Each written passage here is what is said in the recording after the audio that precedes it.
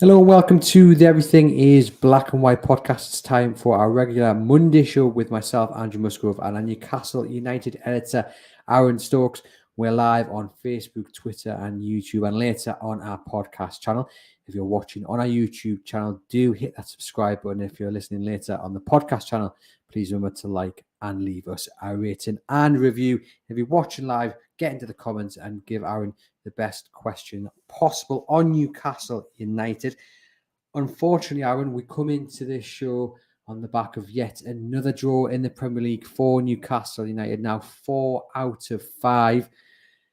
But, West Ham, for all they are doing quite poorly in the league this season, still a decent team, still players that can hit the best of the teams in the Premier League. After a few days' reflection, how are you taking that point? It's not the worst point in the world, is it? No, I don't think it is. I think it was a fair result. I think West Ham, for large swathes of the game, were probably the better side. I think Newcastle really lost, the grip of the game after they took the lead. I think for periods of the second half, they were a bit slow to start, but a draw was probably a fair result. I think on paper, yes, it is a little bit worrying that they are picking up all these draws that were maybe masked a bit, being sandwiched in between the cup wins. But look, they're still unbeaten. They never really looked like they were going to, lose it or throw it away on Saturday. I think, obviously with Spurs winning, though, it's just important that they start picking up wins again sooner rather than later. Yeah, but as much as they did not like losing the game, did they really ever look like winning the game? I know Callum Wilson had the opportunity to grab a second of the game. Fantastic late in tackle by the defender. But other than that, did Newcastle really look like they were going to pick up the win? I think there was moments in the second half. There was flashes. I think Wilson's header at Fabianski was a big chance. Gordon, obviously, nearly got in the act before. Good block from Bow. And I think Newcastle did have their chances that on another day they maybe would have taken. I did think there was a lot of positives to take from it. And I think that is Callum Wilson. I said on the show last week that I thought he looked a lot sharper. And I thought, again, he looked like he was back close to his old self. Obviously, we'll talk about Anthony Gordon later in the show, but obviously much has been made of his impressive cameo. And I think, yes, they struggled without Bruno, but Joe Linton had a really good game up against, one of the toughest opponents in the league. And the defence, again, was very good despite sort of switching off. So there is positives there. It's not all doom and gloom. As I say, they're still unbeaten. West Ham were, put in a very good show for a lot of that game. But you just got to hope that, they can sort of get this run back on track when they go to Bournemouth later this week.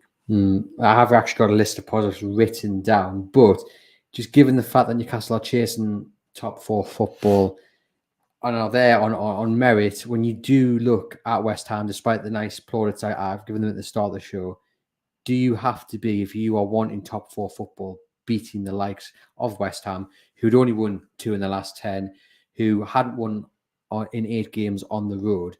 Was that not a game that if you are wanting to qualify for the Champions League, you have to really be looking to win?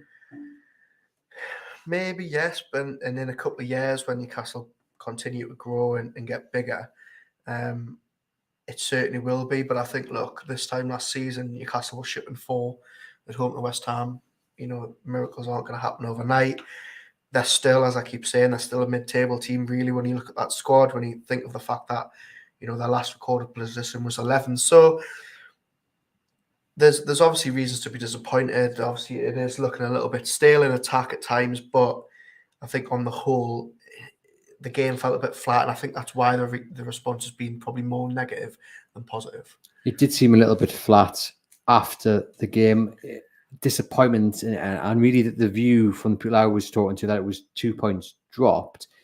But as you say, it wasn't too long ago Newcastle were losing to West Ham by quite the margin. And I guess the bigger picture is it's a reminder of where Newcastle United are in terms of how quickly they've progressed, well ahead of schedule. And you can't win every game, and it is also a note just how well they've done in the last 12 months. Yeah, definitely. Look, they're sort of becoming victims of their own success because in these last 4 draws, one of them at home to West Ham, you've had away at Arsenal, yes, maybe Leeds, you could say they should have won. But these type of results last season would have been fantastic results that would be applauded, whereas now, obviously, the pressure is really on for them to, keep up this march in the top four. Spurs are obviously breathing down the necks again. But look, not too much to be worried about by me. The fact they're still grinding out these results can only be seen as a positive for myself. So yeah, it was interesting to see because obviously they took the lead so early. The atmosphere was buzzing the first couple of minutes. The atmosphere was buzzing before the game. I can't really understand what happened after that because it went so flat so quickly. Was it fans resting on their laurels? Was it the fact that Newcastle just couldn't kick on? It was just so weird to see how the atmosphere just changed in a second, really. Is it some plaudit to West Ham because they came to frustrate Newcastle? And yes, they conceded 2 early goals. I know one was, of course, ruled out. But is it a case that we give praise to West Ham because they had the tactics spot on? They frustrated Newcastle. They made Newcastle bring the game to them, which not many teams have done this season. And I think it's something that we've all expected. And Eddie Howe mentioned it in his post-match comments. He said it's a kind of a second look now. They know what to kind of expect of this Newcastle. And I think everyone's kind of predicted at some point in the season, Newcastle were going to have to change the way they approach games. Teams aren't going to just come at them anymore because they know that when Newcastle absorb the pressure and hit teams on the counter, few teams are better than them this season in the Premier League. Are we starting to see that now with the opposition? Newcastle are going to have to try and be that dominating side. Saturday didn't work too well. Yeah, potentially. I think there is a little bit of maybe clubs figuring Newcastle United out. Eddie Howe has sort of got a little bit of a luxury now in the sense that he can, finally call on Isak, Maxi, Wilson, Miggy, Gordon now. You've got to hope with those 5 that they're going to be able to find a way to start unlocking defences again as they did at the start of the season. But just going back to Saturday's game, I think West Ham deserve credit because really after the first 5 minutes, I thought it was going to be a repeat of Leicester on Boxing Day. I thought Newcastle were just going to blow them out of the water, how poor West Ham started that game. So they do deserve credit. I thought they were really good for large parts of the game. Declan Rice was just absolutely fantastic from minute 1. Naif Aguerd, the defender who made that Wilson tackle, didn't lose anything in the air all game. So they do deserve praise, but Newcastle really should have kicked on from that early, positive start. Yeah, we've got Key here saying it looked to me like we tried to lure West Ham forward, try and catch them on the counter, at least between the equaliser and half time. And I think that is kind of what happened. It just didn't quite work. Like I say, I think West Ham got it spot on. John says, I thought at times we looked leggy, understandable after Tuesday. Do you think we should be starting to freshen things up? And this is the interesting point because he brings Anthony Gordon on, who I thought looked really sharp, really energetic. He did more in that cameo than Allan Saint-Maximin did all game. And we're going to talk about Allan Saint-Maximin later in the show because it's a big discussion point amongst the fans on social media. Brings Elliot Anderson on. Yeah. And you look at it though, where else can he freshen? Because there was no Isak because of the head injury. Do we go back to what happened in the transfer market and have Newcastle left themselves short to freshen it up? Or do they have enough on the bench to freshen it up and get themselves over the line for top 4 football? I don't see where they freshen it up though, because you're not going to change that back 5, are you? I mean, if you're going to change anyone, you'd maybe change Byrne, but I don't think his performance has really warranted that. But I think he's the only one really vulnerable at potentially losing a spot between now and the end of the season. You can't freshen up the midfield at the moment until Bruno's back. And even when he's back, you've only really got one option because I don't think Elliot Anderson is ready to start in the Premier League in central midfield.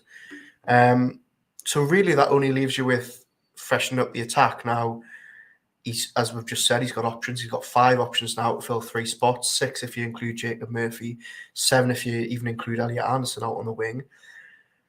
Miggy and Maxi, really need to start performing. I know, obviously, we've heaped praise on Miggy at the start of the season, but really, the last couple of games, he's sort of reverted to type. Maxi is running out of time, really rapidly to try and save his future. And then, Callum Wilson looks like he's backing on the goals. So what do you do there? So I think the only position you can really freshen up is an attack. And I think depending on who you're asking the fan base, there's going to be so many different opinions as to which 3 should start. I mean, I thought he would start Jacob Murphy on Saturday, and he went with Maxi, which seemed to be the general consensus on social media. I saw you tweet that, and I was going to ask you about that. So do you think he should have started Murphy, or you just wanted him to start Murphy? I just thought he would have done because he offers a bit more protection for Dan Burn. And I don't think Maxi did anything on Saturday. I think if I'm honest, I'd be very surprised if he starts the new season at Newcastle United. I wonder whether, and again, this is just my view, whether there's been something where they've tried to coach him into more of the way Eddie Howe likes to play his team. So a little bit more discipline, bit more defensive. And that's taken the flair slightly out of Allan Saint-Maximin, because he just looked a bit hesitant on Saturday. And I mean, there was some parts of the crowd as well. There was kind of an anticipation that whatever he was going to try wouldn't work. And every time he miscontrolled the ball or lost the ball, there were groans, and everyone's entitled to do that. But it just seems, from my point of view, the love affair with Allan Saint-Maximin has disappeared. It's died off. And I know Eddie Howe, rejected the thought of getting rid of him. Allan Saint-Maximin says he's proud to be here and he wants to play at Newcastle United. But, neither side are going to come out and say, I want, yes, he can go, or yes, I want to leave. I just think he's just not done enough in the brief time he's had. I know people will say he's not had enough time to show what he can do, but the bigger picture is, does Allan Saint-Maximin fit into an Eddie Howe side? And from what I'm watching, I don't think he does. I agree with what you're saying in that sense, that I think Howe is trying to condition him into offering more defensively, trying to be more of a team player going forward. And I do think, as a knock-on effect of that, Maxi has lost a bit of his flair, as you say. I think he is a bit more reluctant to, just take 4 or 5 players on as he used to be. But you know what it is? I felt like the response on social media after Saturday was really overblown for Maxi, because he wasn't at his best, but I think that's his first start in August. And I don't want to keep going back to the excuse that he's still rusty, but people have been so impressed with him in the cameos recently, and they've been itching for him to start. And I think, one average game and they're straight back on his back. He's the one. There's probably only Miggy in that team that is more of a confidence player than him.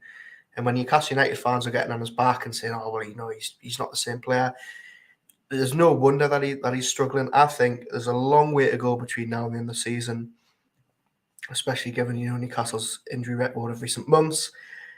I wouldn't be so sure that he leaves in the summer, but at the same time, I think he is running out of time to maybe save his spot in the team. But then Anthony Gordon comes on the pitch and does more in his, 20 minutes or so than Saint-Maximin managed to do all game. We had that wonderful pass to Wilson, and he just seemed to be driving it at them a little bit more. And look, I would love Allan Saint-Maximin to come good and be back at the heights that he was kind of the pre-takeover, after the takeover, that Man City game earlier this season. As we always mention, Kyle Walker just could not handle him.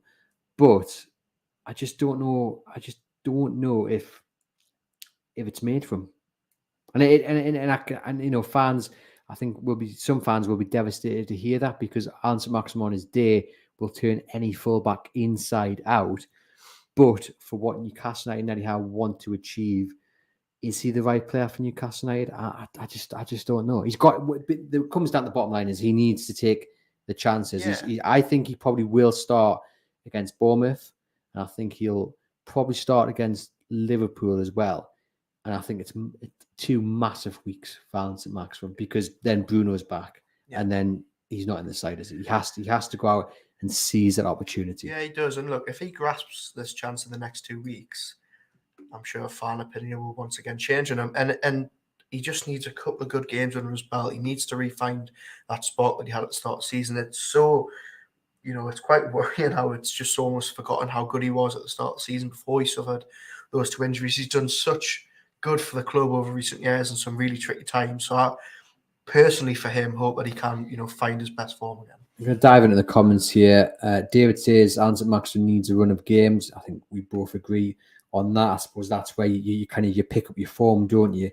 Les here says, win, lose, or draw, we do it as a team. I don't get why 1 or 2 players need to be vilified. And I think actually there's a few people agreeing with you there, Les, and I suppose you're coming at us there because we're speaking directly about Allan Saint-Maximin, but he is the man people are talking about, whether they're supporting him, whether they're saying his time is up. And I think, us as podcasters and journalists, we have to discuss that, whether you agree with it or not. We've got Truls here saying that Allan, Joe Willock didn't do anything, but no mention of that. I mean, again, I think had that goal gone in, it would have been a different performance from Joe Willock. Do you agree with Truls here saying Willock didn't do much? Was he a bit of a sleeping partner on Saturday? He certainly had better games, and I think he really struggled against Declan Rice. There was so many times in that first half where Declan Rice was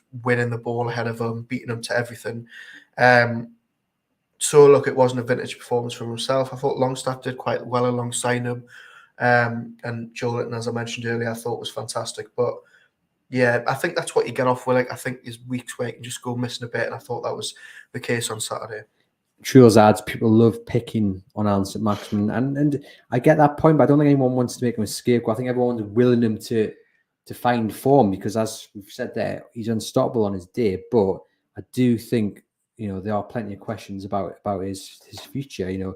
Does he want to stay here and play a bit part of a role in the future of Newcastle United? Because like we said, when Bruno comes back, unless Saint-Maximin's scored a few goals and set a few up, I can't see him keeping Bruno out the side. What do you think about potentially?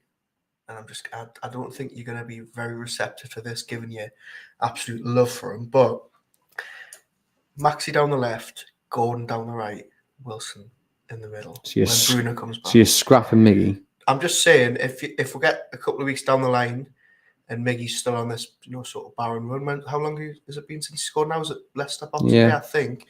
I'm just saying, look, we all talk about Maxi and there only being one spot down the left, but I just don't think Allan is as safe as he was earlier in the season.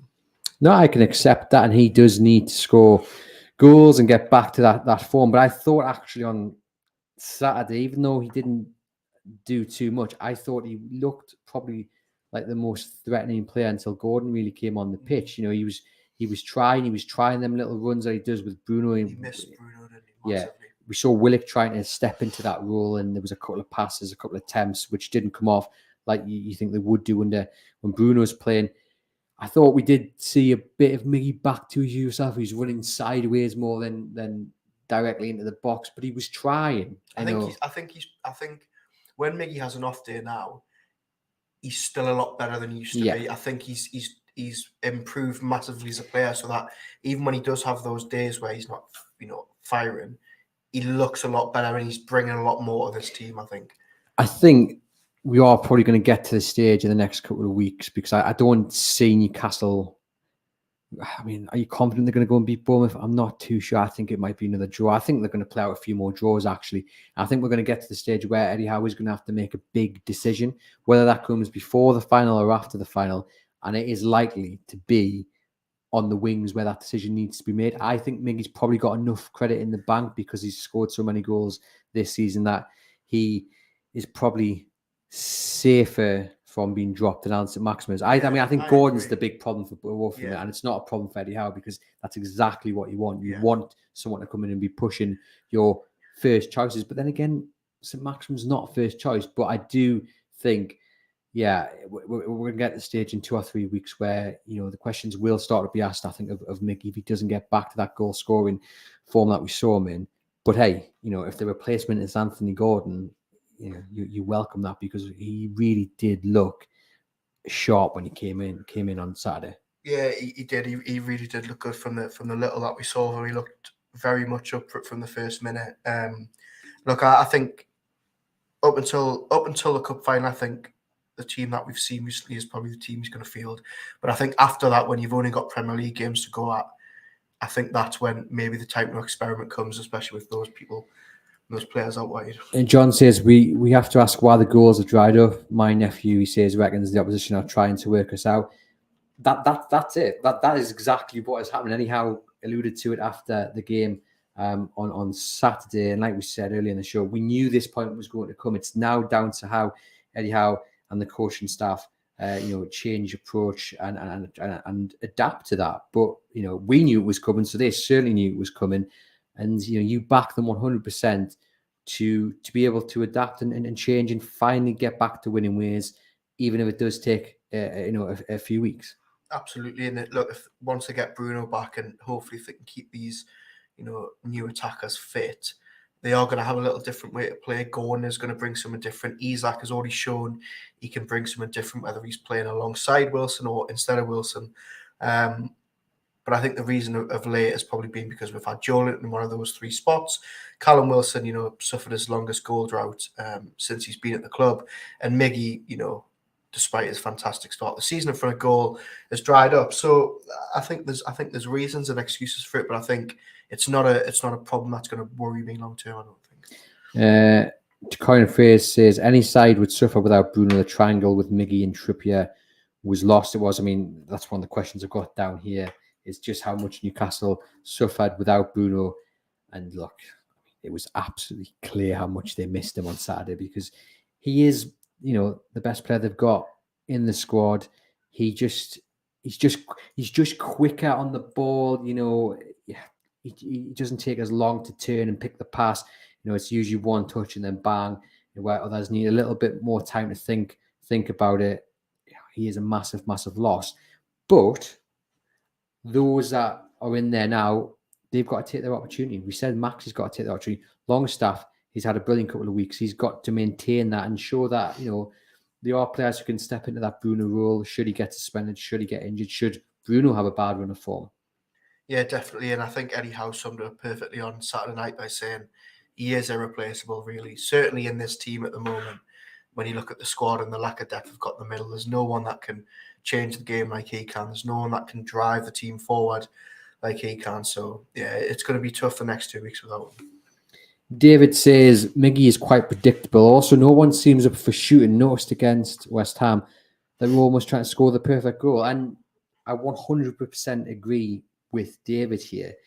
It was like they were trying to pass it in. Do you remember the Arsenal of old? I don't know how I knew, maybe 6 months old with the Arsenal team I'm talking about here, but they were perfect, weren't they? The way they used to pass the ball and all but walk the ball in the back of the net. And there were a few times on Saturday where the ball was in a wide position, and instead of getting the ball in the box, it went backwards or it went sideways. And, there was enough space to get the ball into Wilson. And whether it was a case of they thought, Wilson couldn't outdo the defenders in the air or what have you, I don't know.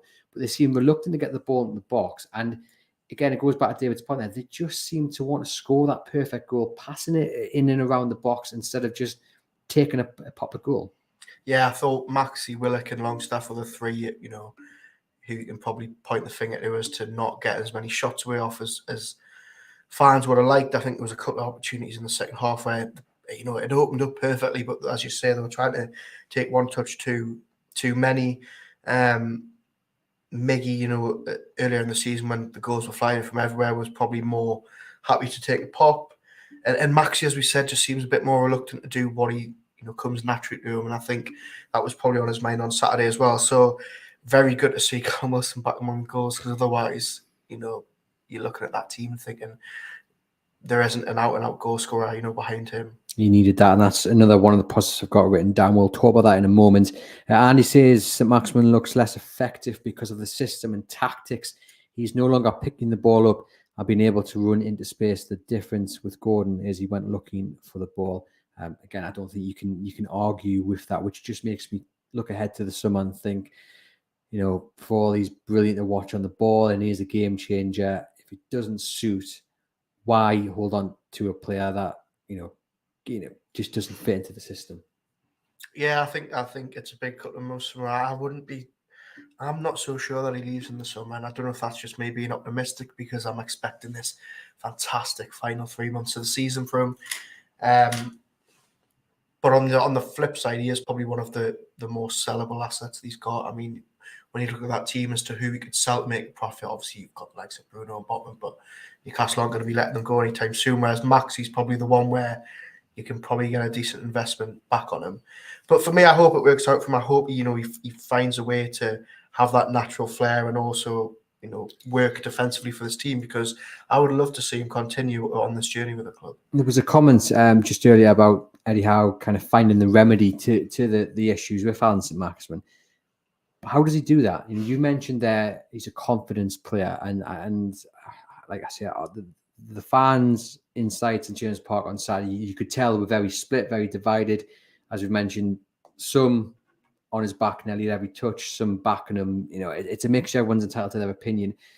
And Eddie Howe can't control that. So what does Eddie Howe do away from the pitch to perk up Saint-Maximin? Is it an arm around the shoulder, telling them, you are the very best. You go out there and you run rings around Bournemouth.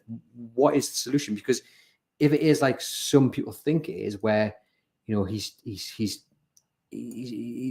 training is kind of forcing Maxi into a system which he's not comfortable with, then that's the issue. But then you look at the bigger picture and you support the bigger picture, don't you? Yeah, I think there's no doubt that Howe will have his arm around him on the training ground, as he did at the start of the season. He's, as ever, only spoken very, very highly of him. They did a lot of work behind the scenes in the summer, solely focused on Maxi and how to optimize him and the team. And we saw it the first 2 months of the season for how well he played in a lot of games. I agree, he's still probably learning how to play in this team. But if you remember, actually, it was probably his defensive work that got him injured against Wolves in the first place. Whoever it was, when he did his hamstring initially. So I think he's putting a lot more effort in. Yes, he can still have times. There was a time in the first half the other day where Willett was screaming at him because he just let the level drop and he was starting to walk around. But I think on the whole, he's offering a lot more off the ball than he used to. Yeah, and he is grafting. I think he's trying to fit into this team. That's the key point there. He's grafting. I think again, we don't know exactly what's going on in terms of is he being forced into a system. But if that is the case, I think you can see he's buying into it. He's buying into whatever's happening on the training pitch. And if that has come at a cost, i.e. his flair, then that's the that's the price that I suppose you have to pay for a bigger success. Like we said, we had a list of positives. One of those positives I have got down is Wilson scoring. He'd gone on his longest run without scoring. Fantastic goal, a typical Callum Wilson finish, wasn't it? A brilliant pass from Sean Longstaff for the assist, and Callum Wilson running through, clinical, exactly what he needed to get his confidence boosted ahead of the next few weeks, and of course that big final down at Wembley. Yeah, fantastic to see him back on the score sheet. I thought he took the goal really well on his shots. I think had that been a couple of weeks ago when he was on that dry spell, I think that probably might have been not ended up in the back of the net. But I thought he was really good. I think there was still a little glimpse that he's probably not 100% in the second half. I think Callum Wilson of all probably scores that chance. Despite it being a fantastic challenge by the West Ham defender. And obviously that header, that was straight at Fabianski. I think, on another day he would have buried that. But look, crucial that he gets back on the goals. He's rewarded Howe for keeping him in the team because a lot of people, myself included, thought Isaac might be... He didn't have an option on Saturday though, did he? Yeah, but obviously, he kept him in the team for the semi-final when he could have easily given Isaac a run in the side. So good to see him. And I think, he'll keep his spot now. I think Isaac's going to have to wait a little bit longer. You wouldn't take him out now. He's scored, and that's all he had to do. And you would like to think goes down to Bournemouth and grabs a goal or two there and get Newcastle back to winning ways. Because for all it is, I think you can easily find the positives. Like we said, Newcastle's still unbeaten, 4th in the league. They need a win. 4 draws out of the last 5. Isn't good enough for what we've come to expect of Newcastle this season. As you said, victim of their own success potentially. But, while you can say West Ham have got some excellent players and their league position isn't really a true reflection of where they should be in terms of their squad and their manager, Bournemouth, no disrespect, they are a relegation fodder. And Newcastle United have to go down there and beat Bournemouth, and not just because of because they want to keep the momentum up for the top 4, but because you want to go into that final winning games. Crucial 2 weeks coming up. They've got to go and beat Bournemouth. I'm sorry, I know that they're clearly struggling a little bit at the moment, but you've got to fancy them to go at Bournemouth and win it. And then Liverpool, I really wish they were playing Liverpool this weekend to capitalise on what is just an absolutely awful run under Klopp. But 2 huge games. And really, I think on paper, and I can't believe I'm saying this, but Liverpool in their current form at home with the issues they've got in midfield, you've got to fancy them to get 3 points against Liverpool as well. You would hope so, wouldn't you? I mean, especially after that away game ended, and I mean, Liverpool are in a meltdown at the moment. But obviously, the focus is all on Bournemouth, and we'll have preview podcast with John Gibson later in the week. The other positive I've got written down here is Elliot Anderson coming off the bench, getting 10 minutes or so. He looked lively. He looked like he really wanted to create things. He didn't look lost playing in the Premier League side at all.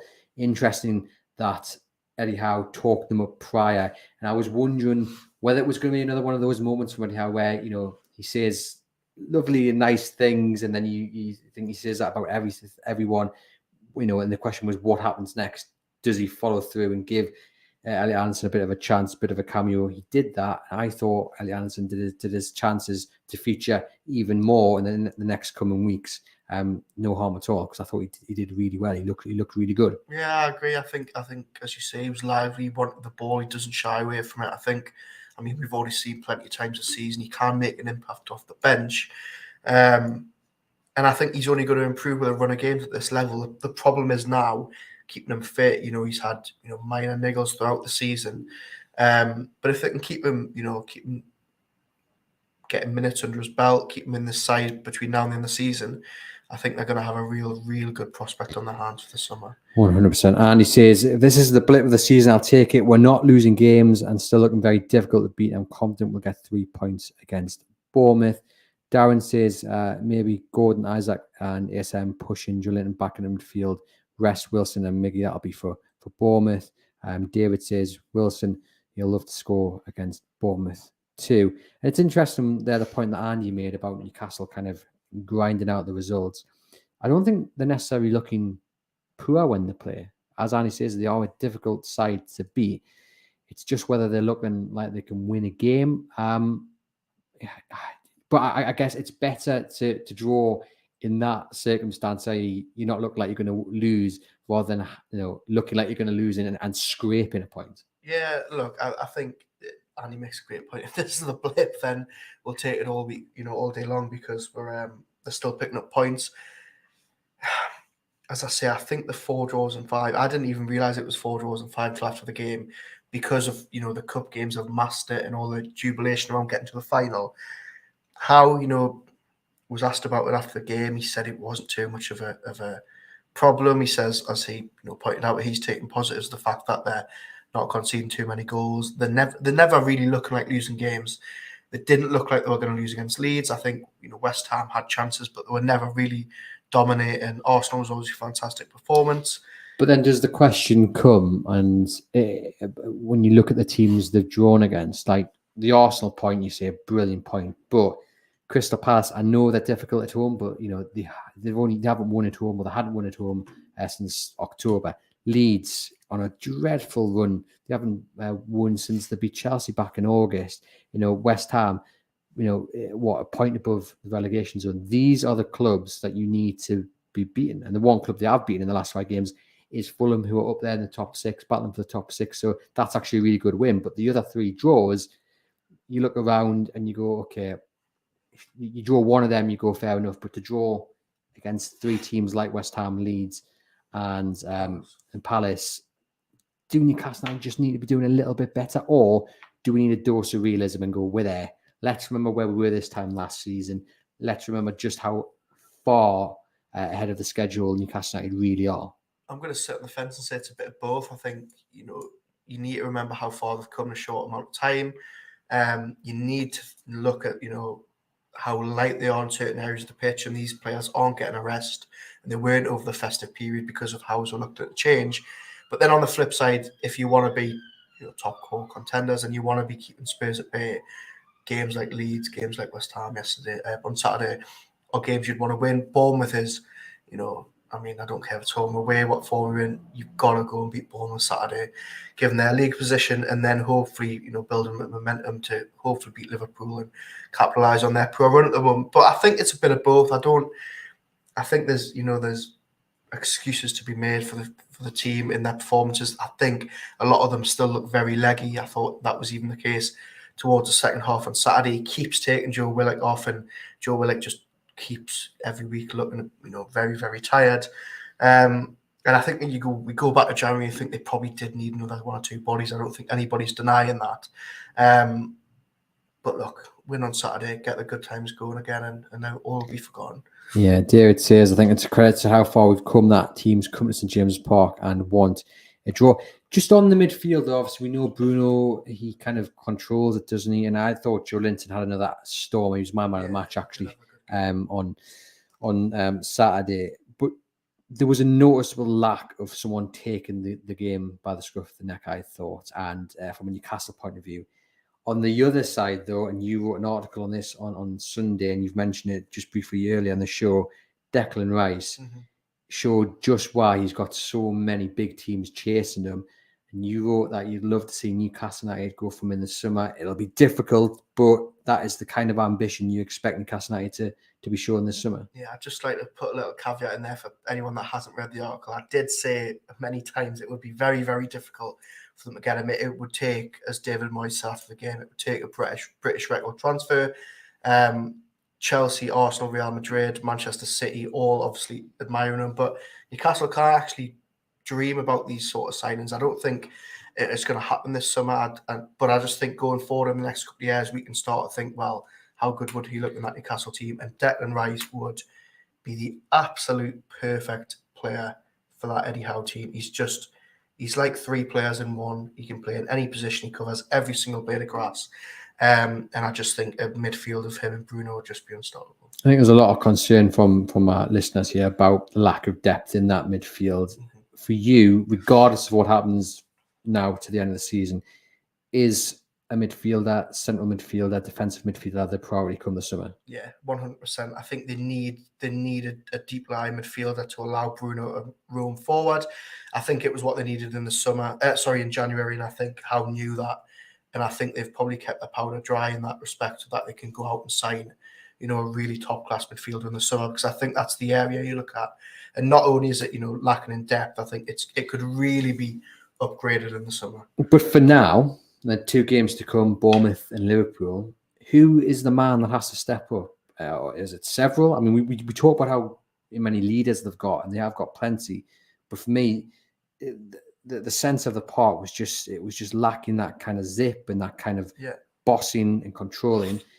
Joe Linton is a big unit, but has he got the voice? I mean, it should be, is it Longstaff's responsibility? I just fear that they're missing that voice that Bruno brings. And can you see someone like, whether it be Willock, Longstaff, or Joe Linton, stepping up in the next 2 games and replacing not just the quality Bruno has on the ball, but also leadership-wise? I would like to see it be Willock. I think we've seen some really good performances from him, and I know he's not the most vocal, but there was times, as I said in the show, where you saw him on Saturday really trying to get Maxi back into position and get others. He needs to do probably more on the ball. He needs to do more going forward to replace Bruno in the next couple of weeks. I think what you get out of Joel is you're just getting an enforcer who is obviously going to offer a lot defensively. Longstaff covers the ground of 2 men. Fantastic assist, by the way, for Wilson's goal. A really, really good pass. Fantastic vision. Willock is the one I really want to see, pick his game up in the next 2 weeks to be like, okay, I'm going to make sure that this midfield is doing its job, and we're going to actually be creating, going forward. They conceded their first goal in 9.5 hours of Premier League football. Kieran Trippier, I think, will be very frustrated the way the goal goes. And that's the second time that's happened this season where he's not kind of been focusing on the corner, he's been focusing on the player. And the second, I think it was against Manchester City, if I'm not mistaken, where the player got the better of him. Very similar. In fact, it would have been the same end, wouldn't it? Yeah. Very similar scenario. He'll be frustrated at that as well. How will Nick Pope, I mean, it's not a question Nick Pope bouncing back, is it? It's football. The run was going to come to an end eventually. You just kick on, right?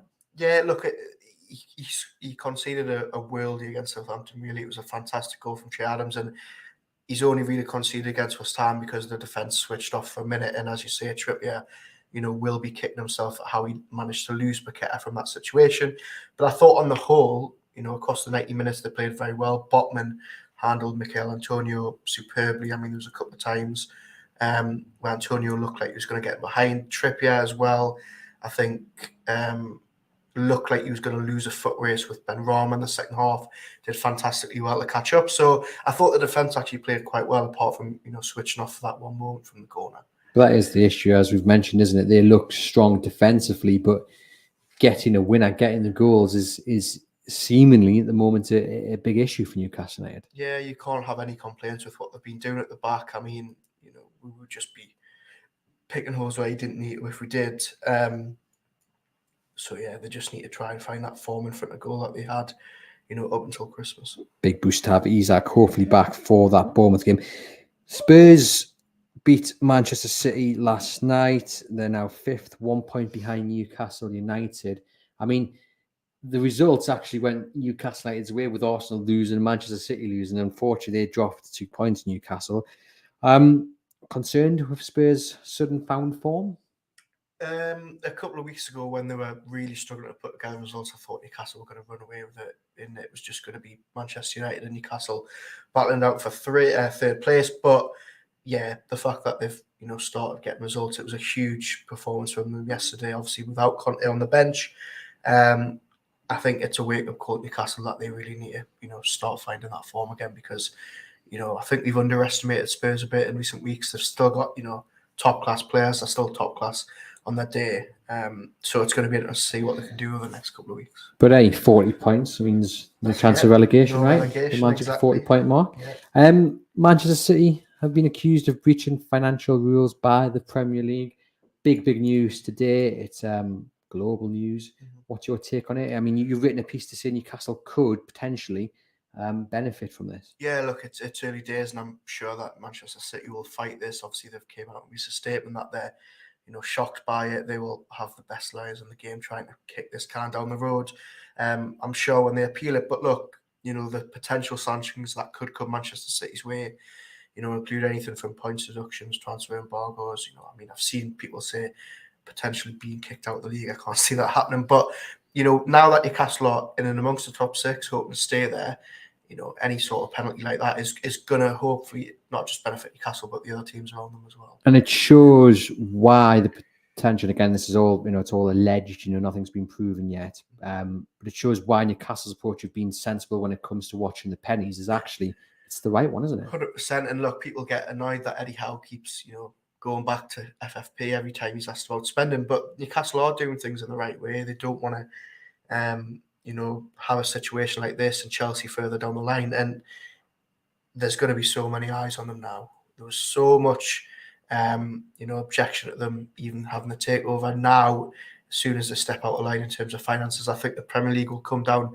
really hard on them. So they just need to keep doing what they're doing. They need to balance the books as often as they can. And I think we've seen so far, that gradual, measured approach to transfers is definitely the way to go.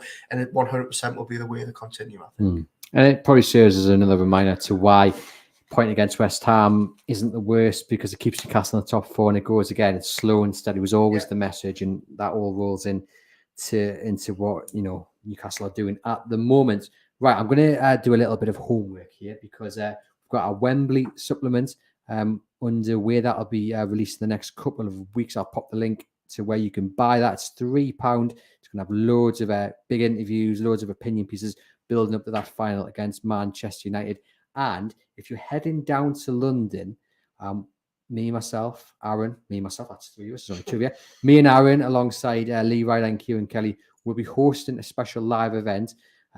It's somewhere in Covent Garden. We're just getting the details sorted now, so I'm not going to announce where it is, but it will hopefully be in Covent Garden on the Saturday afternoon. So that's the day before the final. So look out for details on that. We're very excited, aren't we, to be taking Everything's Black and White podcast on the road down to London for a Wembley final. Yeah, I mean, a pub full of boozy Newcastle fans in the podcast. What more can you want? It's going to be brilliant. So those details, once they're all signed and dotted, will be released over the next couple of days, and we can't wait to see you guys down in London for that. And then on to Trafalgar Square on that Saturday, which I'm sure will be a wonderful sight.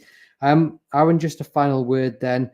How do you think the mood in the dressing room will be? Like we say, 4 draws out of 5. It did seem a little bit flat afterwards. But what will Eddie Howe's message be? Will it be, as we say, the list of positives here? Gordon, you look like a brilliant signing. It's top 4, unbeaten run continues. Don't look like you're going to concede too many goals. Yeah, look, I don't think they'll be too disappointed from Saturday or from recent results. They're more than matched West Ham for a good chunk of the game. They still haven't tasted defeat in the league since Liverpool, which has got to give them a huge boost. And yes, okay, it wasn't a win, but look, you can't win them all, and they're still in a fantastic position going into the next couple of months. Yeah, that is the message. You can't win them all. And we just want to pass our best wishes on to Christian Atsu and his family. And I'm sure you guys have already seen the news that he's reportedly been caught up in the massive earthquake over in Turkey, and a search ongoing now for him and other representatives from his Turkish side. So we wish him all the best, and anyone else, of course, caught up in that horrendous tragedy. Our thoughts and prayers are with the people of Turkey, and best wishes to all those rescuers and emergency staff trying to find people amongst the rubble. So we pass our best on. But this has been the Everything is Black and White podcast. Do head over to chroniclelive.co.uk to keep up to date with all the latest Newcastle United news. Our live blog's still running. We'll have all the build up to the game against Bournemouth in the coming days. Hit subscribe on your podcast provider. I hope you enjoy the rest of your week.